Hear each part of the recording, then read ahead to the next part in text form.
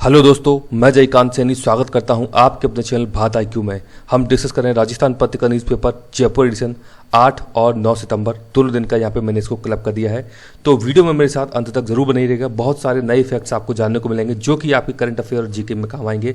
तो शुरू करते हैं आज का डिस्कशन बिना किसी देरी के।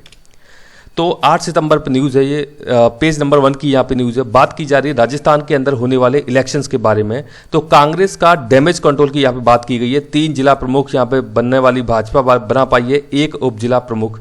तो ये इलेक्शंस की यहाँ पे बात की जा रही है। हमें इनके बारे में ज़्यादा कुछ नहीं जानना है फैक्ट्स के बारे में, लेकिन हाँ, ये कौन से इलेक्शन होते हैं इनके बारे में आपको जानना चाहिए, क्योंकि जब पंचायती राज से संबंधित इलेक्शन है तो इनके बारे में एक बेसिक आइडिया होना चाहिए।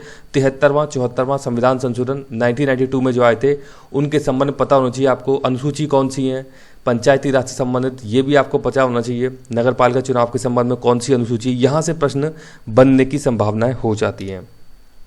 ये जो पंचायती राज बात करते हैं 3 टायर सिस्टम है, ये आपको पता होना चाहिए। एक तो इंपॉर्टेंट बात होती है, ये 3 टायर सिस्टम है ये।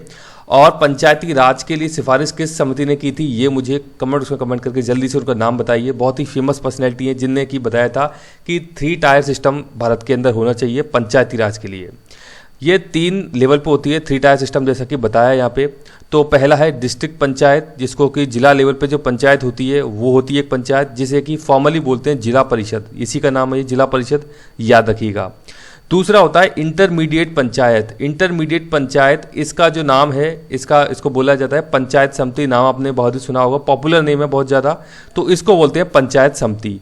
तीसरा सबसे लो लेवल पे जो आता है उसको हम बोलते हैं विलेज पंचायत, और जिसे ग्राम पंचायत के नाम से भी जाना जाता है। तो ये जो इंटरमीडिएट पंचायत है ये डिस्ट्रिक्ट पंचायत और विलेज पंचायत के बीच का एक काम करती है, कड़ी के रूप में काम करती है, इसीलिए इसको बोला जाता है इंटरमीडिएट पंचायत। तो ये है 3 टायर सिस्टम, जिसके बारे में आपको आइडिया होना चाहिए। तीनों ही पॉपुलर टर्म है, यहाँ से प्रश्न बन जाते हैं कई बार, तो ये आपको आइडिया होना चाहिए। कुछ इंपॉर्टेंट फैक्ट इनके बारे में जान लेते हैं, जो चीज़ें हैं जो कि आपको पता होना चाहिए। तो इनके जो सभी मेंबर्स हैं, यानी कि जितने भी सदस्य हैं इन तीनों के, याद रखिएगा, इन तीनों के सदस्यों का जो इलेक्शन है वो सभी लेवल पे बात की जा रही है। डायरेक्टली इलेक्शन होता है, यानी कि इनका जो इलेक्शन है डायरेक्टली वहाँ के लोगों के द्वारा इनको निर्वाचित किया जाता है, इन तीनों बॉडी के सदस्यों को। दूसरी बात आती है कि सरपंच जो होता है ग्राम सभा के अंदर, आपको पता होगा ग्राम सभा के अंदर सबसे हेड जो होता है, पॉलिटिकल हेड जिसको हम बोलते हैं, वो होता है सरपंच। इसका चुनाव जो होता है वो डायरेक्टली होता है, जैसे कि सदस्यों का चुनाव हो रहा है तीनों लेवल पर, याद रखिएगा। ये बेसिक डिफरेंसेज हैं।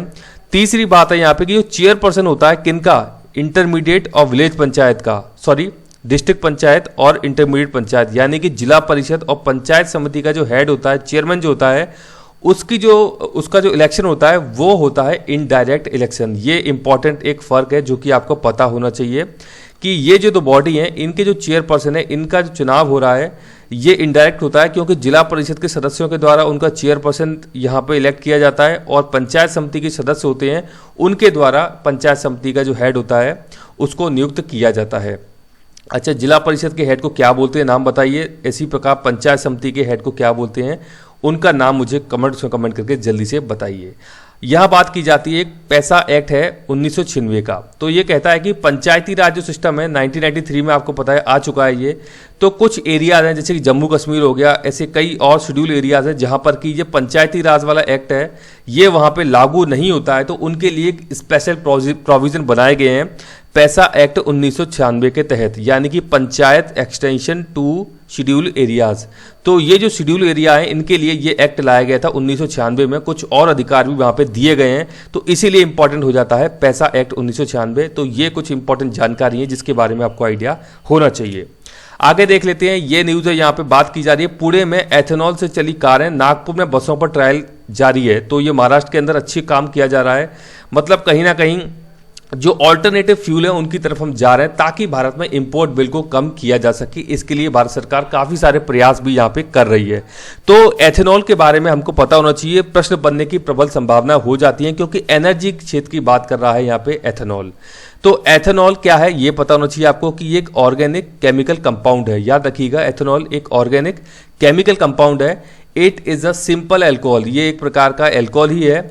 इसका केमिकल फॉर्मूला देख सकते हैं आप, C2H6O, ये इसका केमिकल फॉर्मूला है जिसके बारे में आपको आइडिया होना चाहिए। बात की जा रही है एथेनॉल की। इसको बताया जा रहा है कि मोस्टली जो एथेनॉल है वो कौन से बनाया जाता है, यानी मक्का, ज्वार, बाजरा, इसके अलावा कई और भी फसलें हैं, ये देख सकते हैं आप। मेज, ज्वार, बाजरा, फ्रूट एंड वेजिटेबल्स, इनसे ये एथेनॉल यहाँ पे एक्सट्रैक्ट किया जा रहा है भारत के अंदर और बनाया जा रहा है। अभी हाल ही में शुगर, जो चीनी है, उससे भी निकाला जा रहा है एथेनॉल। अच्छा, आपने एक सुना होगा बायोफ्यूल। बायोफ्यूल और एथेनॉल दोनों ही अलग अलग चीज़ें हैं। अगर हम बात करें कि बहुत अच्छा जो पर्यावरण के लिए तो बायोफ्यूल है, उसके बाद सेकंड नंबर पे हम यदि रैंकिंग की बात करें तो एथेनॉल को दे सकते हैं। बायोफ्यूल के लिए राजस्थान में कुछ ऐसी चीज़ें हैं जो कि जानी जाती हैं, उनका मुझे कमेंट करके जल्दी से नाम बताइए कि बायोफ्यूल्स के लिए क्या क्या चीज़ें जानी जाती हैं राजस्थान के अंदर स्पेशली। ये आप देख सकते हैं एथेनॉल ब्लेंडिंग प्रोग्राम, ये इंपॉर्टेंट हो जाता है, भारत सरकार के द्वारा स्टार्ट किया गया है। ब्लेंडिंग मतलब मिक्स करना, जो हमारा पेट्रोल होता है, डीजल होता है, उसके अंदर इनको मिक्स किया जाता है। ब्लेंडिंग का मतलब ही यही है कि एथेनॉल वहाँ पे मिलाया जाता है। तो उसका एम देखिए क्या है, blending ethanol with petrol, petrol के साथ एथेनॉल को मिलाया जाना है, thereby bringing it under the category of biofuels, इसको बायोफ्यूल्स की कैटेगरी के अंदर लाया गया है। And saving millions of dollars by cutting fuel imports. मैं आपको बता रहा था कि हमारा जो आयात बिल है, वो जो पेट्रोलियम पदार्थ हैं, पेट्रोलियम के ये फ्यूल जो हम क्रूड ऑयल परचेज करते हैं, वहाँ पे बहुत ज़्यादा हमको पे करना होता है। इस इंपोर्ट बिल को कम करने की दिशा में बहुत अच्छा कारगर उपाय हो सकता है भारत के लिए, यदि हम इस प्रकार से एथेनॉल की ब्लेंडिंग कर दें। तो 20% का टारगेट रखा गया है। ये आपसे पूछा जा सकता है कि ये कब तक के लिए टारगेट, तो 2025 इसके लिए वर्ष निर्धारित किया गया है कि हमको 2025 तक 20% ब्लेंडिंग करनी है एथेनॉल की पेट्रोल के अंदर। ये आपको फैक्ट पता होना चाहिए, रट जाना चाहिए, क्योंकि ये इंपॉर्टेंट यहाँ पे हो जाता है। तो ये आप जरूर याद रख लीजिएगा, बात की जा रही है एथेनॉल के बारे में। ये देख सकते हैं अच्छा एक्शन लिया गया है राजस्थान के अंदर कि यदि आपका घर जो है वो 225 वर्ग मीटर में है या इससे बड़ा है, तो आपको वाटर हार्वेस्टिंग सिस्टम यहाँ पे लगाना होगा। यानी कि ये रूफ टॉप के ऊपर ये सिस्टम लगाया जाता है, किस प्रकार से पानी को सहेजना है एक टैंक के अंदर, उस प्रकार की व्यवस्था आपको यहाँ पे करनी पड़ेगी। तो ये कुछ रूल्स लेकर के आए गए हैं राजस्थान सरकार के द्वारा। यहाँ पे बात की जा रही है ये एक एडिटोरियल है, किसान ब्रांडेड कीटनाशकों, उर्वरकों यानी कि फर्टिलाइजर, खाद और बीज ने बनाया है आश्रित। यानी कि इस प्रकार की चीज़ों ने किसानों को आश्रित बना दिया है, बहुत ज़्यादा महंगे हो गए हैं। इसके कारण जो कॉस्टिंग है, वो इनपुट कॉस्ट जो है एग्रीकल्चर में काफ़ी ज़्यादा हो गई है। तो जिस प्रकार हम मेडिसिन में बात करते हैं, जेनरिक मेडिसिन की सस्ती होती हैं, जो कि उसी प्रकार से एग्रीकल्चर के क्षेत्र में बात की जा रही है, जेनरिक उत्पादों से किसानों की आर्थिक स्थिति में सुधार संभव है। तो ये एक एडिटोरियल यहाँ पे लिखा गया है।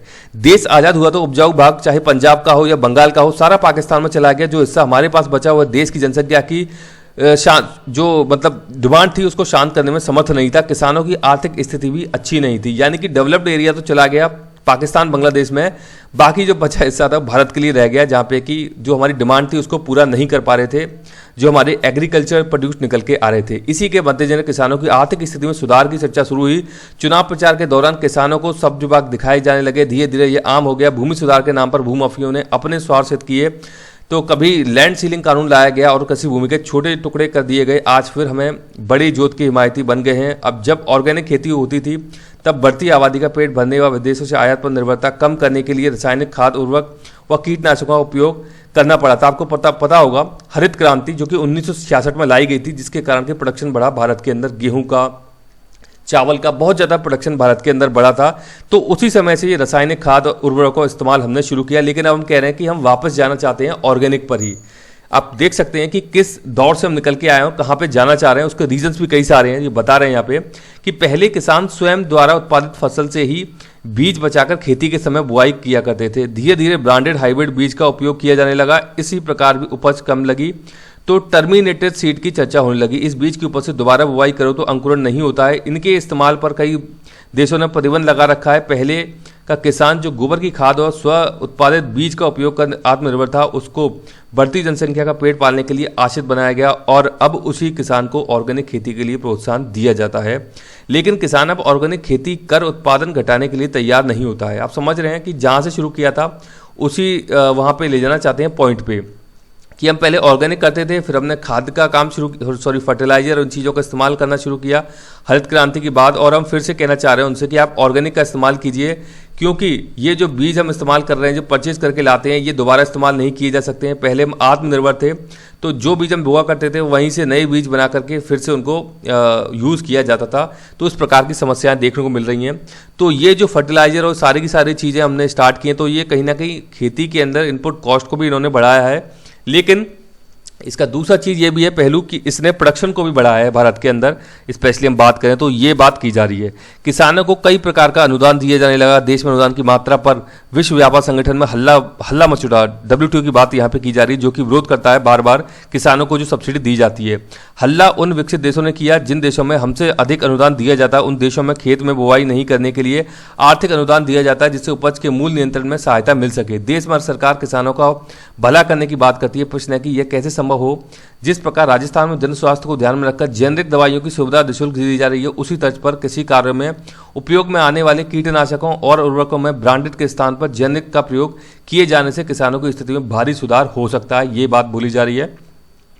किसी भी प्रकार के उत्पादन के साथ ब्रांड के जुड़ते ही इसकी कीमतों में कई गुना इजाफा हो जाता है। इस ब्रांड वैल्यू से किसानों को मुक्ति दिलाने के लिए सरकार को विशेष प्रयास करने चाहिए और जरूरी कदम उठाने चाहिए। पहले कीटनाशकों से करनी चाहिए, मतलब पहल की बात कर रहे हैं, कीटनाशकों से करनी चाहिए और धीरे धीरे से उर्वरक, खाद, बीज पर भी लागू करना चाहिए। एक ही तरह के कीटनाशक में जिन सॉल्ट्स का प्रयोग होता है वे समान होते हैं, मूल्य तो ब्रांड लगते ही बढ़ जाता है। इन्हें पेटेंट व कॉपीराइट आदि की समय सीमा पार कर चुकी कृषि उपयोग की दवा आदि पर सरलता से लागू किया जा सकता है। सरकार के पास बुआई के आंकड़े होते हैं, उनसे समय रहते सांख्यिकीय विश्लेषण कर कीटनाशकों, उर्वरकों, खाद और बीज की आवश्यकता का अनुमान लगाया जा सकता है। ये जेनेरिक उत्पाद बहुत कम लागत का होगा तथा इनकी पूर्ति की व्यवस्था कम मूल्य पर किसानों को कृषि उपज मंडी के माध्यम से तथा सरकारी संस्थाओं के माध्यम से की जा सकती है। सरकारें यदि यह कदम उठाएं तो किसान की आर्थिक स्थिति में स्वतः सुधार होना प्रारंभ हो जाएगा। तो बात की जा रही है जेनेरिक उत्पादों की, जैसे कि हम मेडिसिन में बात कर रहे हैं। तो कहीं ना कहीं यदि सरकार इनके इस प्रकार की चीज़ें स्टार्ट करती है तो किसानों के लिए बहुत फ़ायदा होगा, उनकी कॉस्ट कटिंग हो जाएगी और हमें प्रोडक्शन भी अच्छा देखने को मिलेगा। क्योंकि आप अगर किसान को डायरेक्टली जाके बोलेंगे कि आप इसे इस्तेमाल कीजिए तो नहीं करेगा, क्योंकि उसका प्रोडक्शन स्टार्टिंग में कम हो जाएगा, प्लस उसे ऑर्गेनिक का इस्तेमाल करना है तो वो चीज़ें उसके पास कहाँ से आएंगी। इस प्रकार की कीटनाशक ये बात की जा रही है इनकी, और ये काफ़ी ज़्यादा इनकी कॉस्टिंग भी हो गई है। तो इन सब की ओर ये ध्यान दिलाने की काम कर रहे हैं यहाँ पे, जिनके द्वारा NM सिंघवी साहब हैं, ये इनके द्वारा ये एक एडिटोरियल यहाँ पे लिखा गया है। ये एक और एडिटोरियल है, बात कर रहा है यहाँ पे आतंकवाद के बारे में बात की जा रही है। आपको पता है अफगानिस्तान अभी वर्तमान में काफ़ी ज़्यादा चर्चा बना हुआ है आतंकवाद को लेकर के। तो 20 साल बाद संकट कम होने की बजाय कहीं अधिक गंभीर हो गया है, ये बात बोली जा रही है।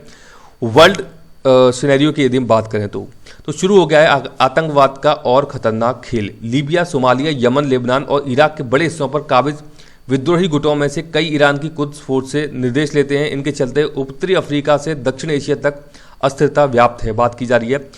रविवार को अमेरिकी राष्ट्रपति जो बाइडेन के प्रशासन ने विदेश सचिव एंटनी ब्लिंकन और रक्षा सचिव लॉयड ऑस्टिन को फारस की खाड़ी क्षेत्र भेजा। मीडिया रिपोर्टों के अनुसार मकसद सहयोगी देशों को आश्वस्त करना था कि बाइडेन ने भले ही अफगानिस्तान से सेना वापस बुला ली हो और कहा हो कि अब फोकस चीन और रूस से सुरक्षा खतरे पर रहेगा, पर अमेरिका आतंकवाद के खिलाफ लड़ने के वादे पर कायम है, ऐसा बोला जा रहा है इनके द्वारा। 9/11 की 20वीं बरसी से पहले अफगानिस्तान से अमेरिका के चले जाने का संदेश यह गया कि अमेरिकी इतिहास में आतंक के खिलाफ युद्ध का अध्याय समाप्त हो चुका है।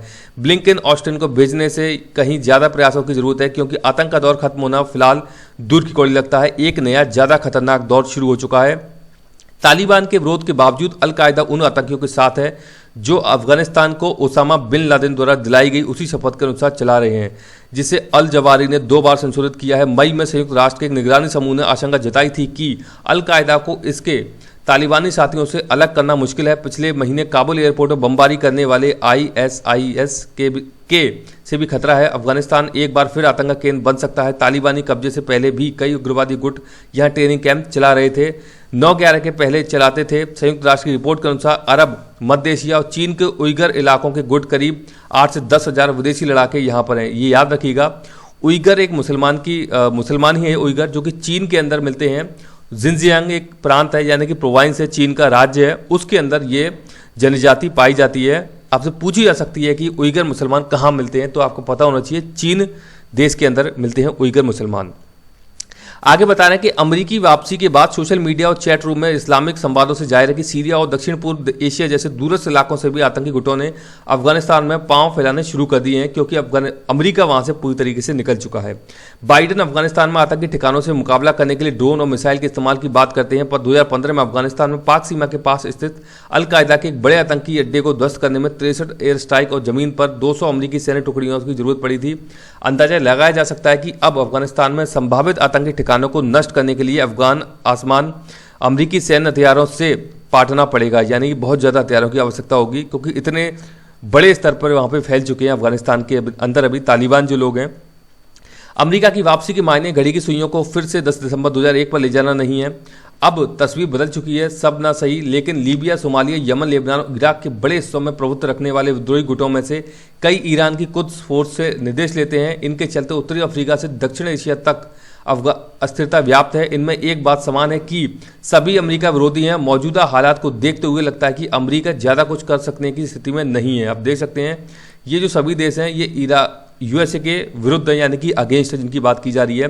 तो मौजूदा हालात को देखते हुए लगता है कि अमेरिका ज़्यादा कुछ कर सकने की स्थिति में नहीं है। क्षेत्र में अफगानिस्तान जैसे समेत कई देशों में अमेरिकी दूतावास बंद हो चुके हैं। अमेरिका तुर्की, पाकिस्तान व सऊदी अरब में अपने सहयोगियों को नियंत्रित नहीं कर सकता। इराक में ऐसे राजनेता हैं जो ईरानी उग्रवादी गुटों के सदस्य हैं। ब्रिटेन के विदेश सचिव ने भी तालिबान पर अंकुश के लिए चीन और रूस के प्रभाव की जरूरत बताई है। हालांकि उन्होंने इस असहज स्थिति बताया है। अफगानिस्तान में अमेरिकी विफलता ने साबित कर दिया कि आतंक की समस्या का हल सेना के पास नहीं है। इसके लिए कूटनीति, विकास सहयोग, सहायता, गोपनीयता, कानून और व्यापार जैसे हथियार काम आएंगे। इस क्षेत्र में स्थिरता लाने और राजनीतिक समाधान के लिए इन्हें तैनात करना होगा, यानी कि फोर्सेस के जरिए आप कहीं भी इस प्रकार की चीज़ों को समाप्त नहीं कर सकते हैं। इसके लिए कहीं ना कहीं आपको अच्छी पॉलिसीज़ का इस्तेमाल करना होगा, तभी आप इसका एक परमानेंट सॉल्यूशन दे सकते हैं। बात की जा रही है, ये कुछ न्यूज़ है यहाँ पे, तो भारत के खिलाफ सभी केस वापस लेगी केरन एनर्जी। इंपॉर्टेंट केस है, आपको पता होगा रेट्रोस्पेक्टिव टैक्स को लेकर के ये जो केस चल रहा था इस कंपनी के खिलाफ। तो अब ये जो कंपनी है, यूके की कंपनी है केरन एनर्जी, तो अपने सारे के सारे केसेस जो हैं भारत के खिलाफ वो अपने वापस लेने जा रही है। तो उसका नाम आपको पता होना चाहिए, इसके बारे में आपसे पूछा जा सकता है। बात की जा रही है कुपोषण से मुक्ति दिलाएगी ज्वार और बाजरे की खेती।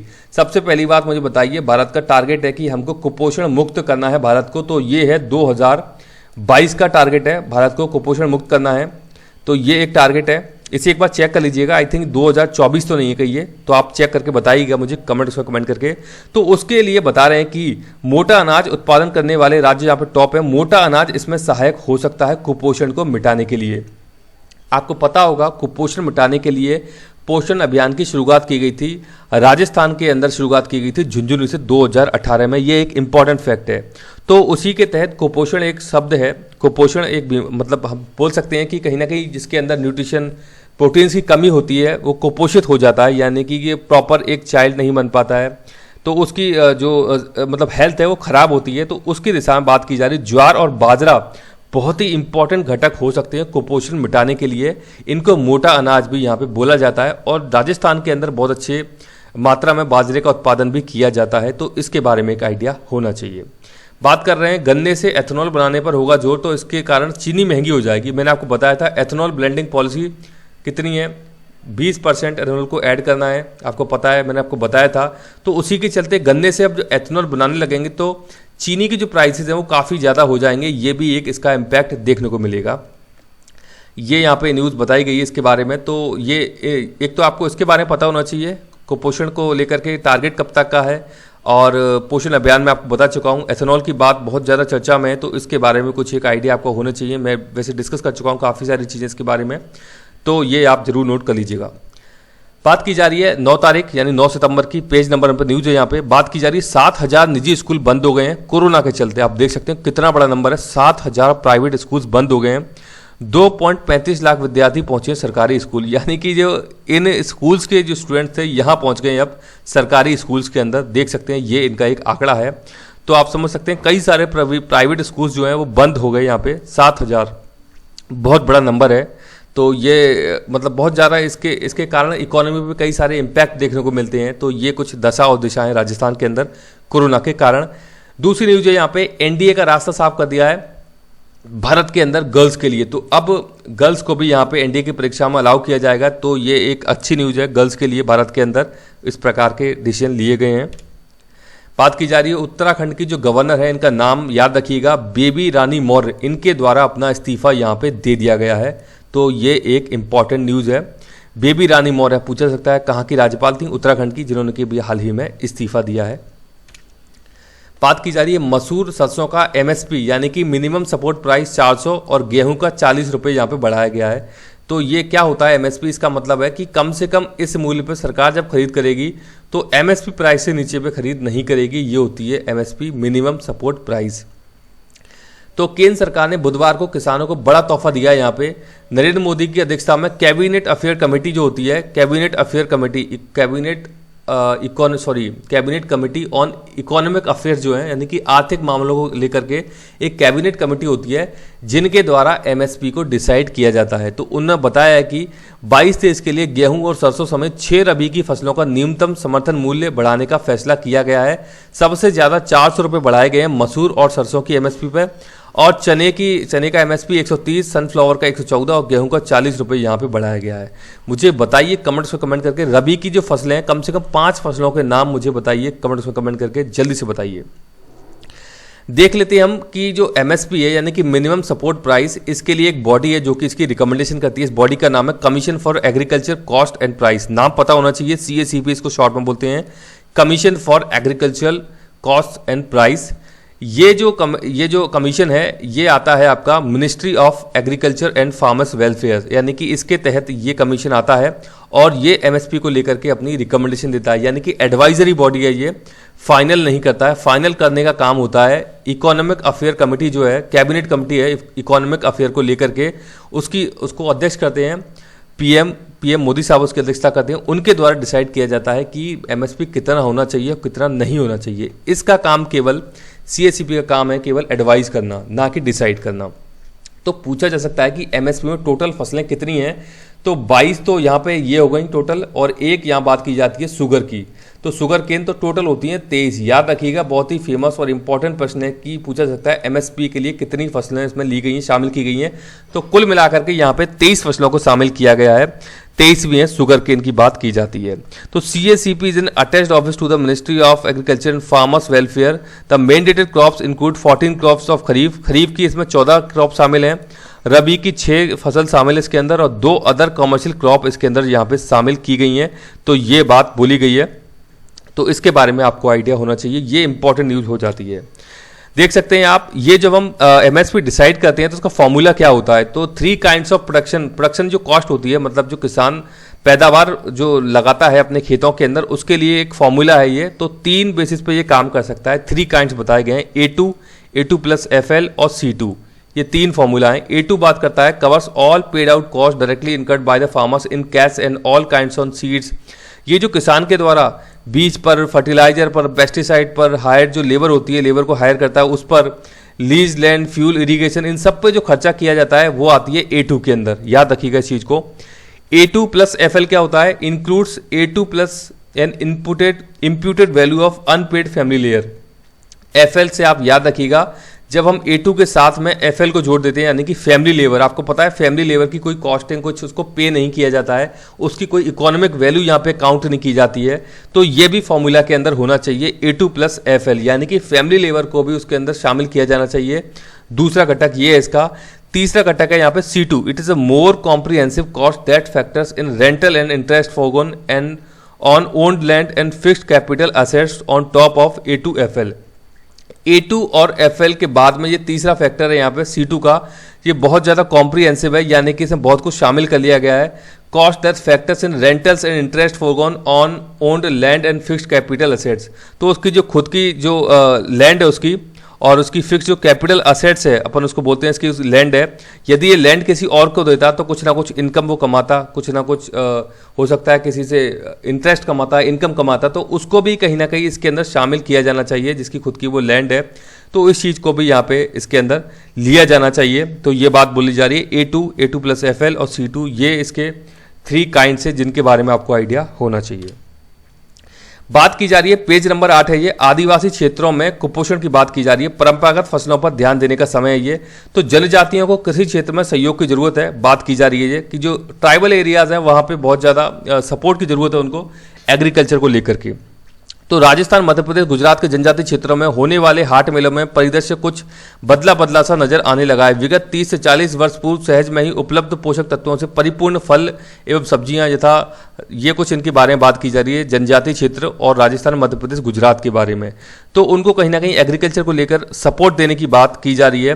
वर्तमान परिदृश्य के बदलाव के साथ साथ जनजातियों खाद्य पदार्थ में पोषक तत्वों की पूर्ति के लिए सहज उपलब्ध फल सब्जियों की कमी एवं कुपोषण वृद्धि के कारणों की तरफ इशारा करती है। यानी कि ये जो ट्राइबल एरिया है वो सब चीज़ें अफोर्ड नहीं कर पाते हैं जो कि उनको चाहिए प्रोटीन के लिए, न्यूट्रिशन के लिए। तो कुपोषण देखने को मिलता है उनके अंदर, तो उनको इस प्रकार की सपोर्ट की जरूरत है। देश में जनजातियों की कुल 104.3 मिलियन आबादी 2011 की जनगणना के अनुसार बताया गया निवास करती है, जिसकी 80% मध्य भारत के 8 राज्यों में है। मध्य प्रदेश, राजस्थान, गुजरात, छत्तीसगढ़, महाराष्ट्र, झारखंड, उड़ीसा एवं कर्नाटक में निवास करती है।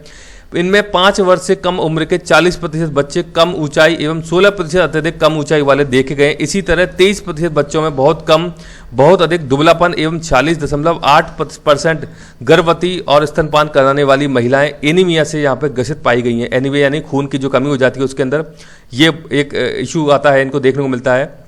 तो जनजातियों एवं गैर जनजातियों के बीच के बच्चों की अत्यधिक कम ऊंचाई का आकलन करें तो वह क्रम से 16 एवं 9% है, जो जनजातीय बच्चों में कुपोषण की अधिक गंभीरता दर्शाता है। हमने भी बात की थी कुपोषण की, पोषण अभियान इसके लिए शुरू किया गया है। तो जनजातीय क्षेत्रों में कृषि को लेकर की बात की जा रही है, यही चीज़ें हैं वो सब सारी की सारी।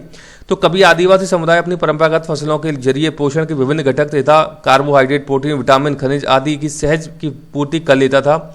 विगत वर्षों में प्रति व्यक्ति अधिक आय एवं उत्पादन के लिए नकदी फसलें जैसे कपास, सोयाबीन एवं शंकर मक्का जैसी एकल फसल, रासायनिक उर्वरकों, कीटनाशक, खरपतवारनाशक आदि का अत्यधिक प्रयोग हुआ है। इस कारण कम उपज वाली किंतु अधिक पोषकता वाली पूर्व परिचित फसलों की खेती हाशिए पर चली गई है। यानी कि यही कारण है कि जिसके कारण ये जो अधिक पोषण वाली फसलें हुआ करती थी वो अब हाशिए पर चली गई, क्योंकि बहुत अच्छा रिजल्ट निकाल कर नहीं देती हैं, आउटपुट नहीं देती हैं, फायदा नहीं देती हैं बोले इकोनॉमिक वे में। साथ ही एकल खेती, संकर खेती में प्रतिवर्ष नया बीज एवं नकदी फसल के चलन से आदिवासी समुदाय खुद का बीज तो खोता जा रहा है। खेती के आदानों पर अधिक खर्च होने से आजीविका के लिए निकटस्थ राज्यों में पलायन कर परिवार को अनजाने ही कुपोषण की ओर अग्रसर कर रहा है। यानी बीज भी नहीं खरीद पाता है, काफ़ी महंगा हो गया है ब्रांडेड होने के कारण, जो मैं बात की थी एक एडिटोरियल के अंदर। तो ये कुछ दशाएं इनकी। वर्तमान कोरोना परिदृश्य में समाज के रोग प्रतिरोधक क्षमता के विकास के लिए इन लुप्त होती फसलों एवं प्रजातियों की महत्ता परिलक्षित होती है। खनिज तत्व, जिंक, आयरन एवं विटामिन सी आदि की उपयोगिता प्रतिरोधक क्षमता बढ़ाने में काफ़ी अहम होती है। इसलिए क्षेत्र विशेष की विभिन्न परिस्थितियों को ध्यान में रखते हुए बड़े स्तर पर मिश्रित खेती की परंपरागत पद्धतियों को अधिक आय परक बनाते हुए उन्नत कार्य योजना लागू की जाए। साथ ही इन फसलों के विविधीकरण, प्रयोग, पूर्व प्रजातियों के संरक्षण एवं उपयोग के लिए उन्नत बीजों को प्रदान करना, उत्पादित उत्पादों का मूल्य संवर्धन करने में सहयोग करना चाहिए। तो कहीं ना कहीं बात की जा रही है कि ट्राइबल्स को सपोर्ट किया जाना चाहिए एग्रीकल्चर को लेकर के। ये यहाँ पे न्यूज़ है कि रिजर्व बैंक ने कार्ड से भुगतान के नए नियम जारी किए, 1 जनवरी 2022 से लागू होंगे। ग्राहकों को धोखाधड़ी से बचाएगी आरबीआई की टोकन व्यवस्था। तो टोकन व्यवस्था बताया गया है कि जब भी आप कहीं कुछ परचेज करने जाते हैं, आप सपोज क्रेडिट कार्ड से आपने पेमेंट किया है, तो आपकी जो इन्फॉर्मेशन है वहाँ पे स्टोर की जाती थी, लेकिन अब इस टोकन व्यवस्था के तहत ऐसा नहीं होगा। आपकी जो इन्फॉर्मेशन है कार्ड की किसी थर्ड पार्टी के साथ शेयर नहीं की जाएगी। इसको लेकर के ये आरबीआई के द्वारा भुगतान के नए नियम जारी किए गए, जो 1 जनवरी 2022 से लागू हो जाएंगे। ऑनलाइन पेमेंट के लिए टोकन सिस्टम होगा। रिजर्व बैंक ने टोकन व्यवस्था के दायरे में लैपटॉप, डेस्कटॉप, स्मार्ट वॉच और इंटरनेट ऑफ थिंग्स आधारित उत्पादों को यहाँ पे शामिल किया है। तो इस प्रकार की व्यवस्था देखने को मिलेगी। बात की जा रही है एफआईआई 20% कर सकेंगे निवेश। तो बात की जा रही है फॉरेन इंस्टीट्यूशनल इन्वेस्टमेंट की। आपको पता होगा ये भी इन्वेस्टमेंट का तरीका होता है विदेश से, एक होता है एफडीआई, दूसरा होता है एफआईआई। तो उसकी बात यहाँ पे की जा रही है। होम लोन में डाउन पेमेंट की राशि कम नहीं करें, तो ये कुछ इन्वेस्टमेंट को लेकर के सजेशन दिए गए हैं। गिनी में तख्ता पलट हुआ है, तो उसके कारण एल्यूमिनियम में काफ़ी तेजी आ गई है। एल्यूमिनियम की रेट्स यहाँ पे बढ़ गई हैं। अफ्रीका का देश है एक गिनी में हुए तख्ता पलट से पूरी दुनिया में एल्यूमिनियम की कीमत रिकॉर्ड हाई पर पहुंच गई है। गिनी एल्यूमिनियम के अयस्क बक्साइट का सबसे बड़ा उत्पादक और निर्यातक देश है। बक्साइट का दूसरा सबसे बड़ा भंडार यहाँ है। बक्साइट से ही एल्यूमिनियम धातु बनाई जाती है। पूछा जा सकता है कि एल्यूमिनियम में कौन सी धातु का प्रयोग किया जाता है, तो सबसे ज़्यादा बक्साइट का प्रयोग एल्यूमिनियम के लिए यहाँ पे किया जाता है। ये इंपॉर्टेंट फैक्ट है, याद रखिएगा। तो मुझे आशा है कि वीडियो आपको अच्छा लगा होगा। यदि वीडियो अच्छा लगा है तो जरा सा लाइक करें, शेयर करें, सब्सक्राइब करें, ताकि और भी लोग वीडियो का फायदा उठा सकें। आप मुझे अपने सुझाव कमेंट में भेज सकते हैं या मुझे ईमेल भी कर सकते हैं। इसी के साथ धन्यवाद, मिलते हैं अगली वीडियो में।